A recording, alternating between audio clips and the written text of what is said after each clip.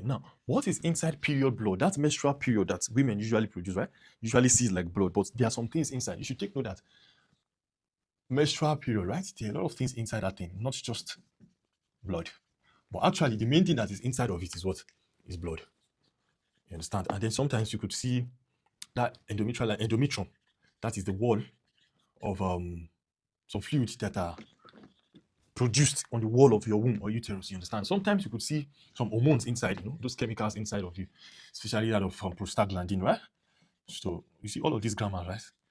Don't worry about it, but just have this information in your head. What else again? Maybe let's say mucus.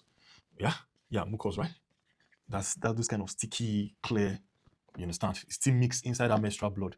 You understand? Sticky. What else again? Maybe bacteria. You can see bacteria inside of your menstrual period. Inside it, some people say toxins. Not necessarily you have toxins inside of it. What else again?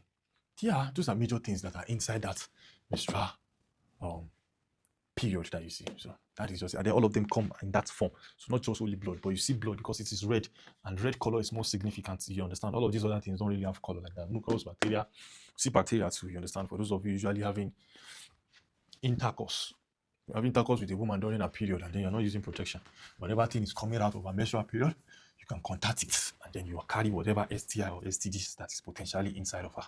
I wish you the best in your journey of pursuing treatment for the STI that you must have carried. If you don't get pregnant as a woman, please understand the fact that if you don't get pregnant as a woman, okay, now so just enter my page and then you see the next video. Also, you can see the previous video that you missed, and please follow the page, and then you can be able to see my subsequent videos as well. Seriously, you don't have to mention. You're welcome.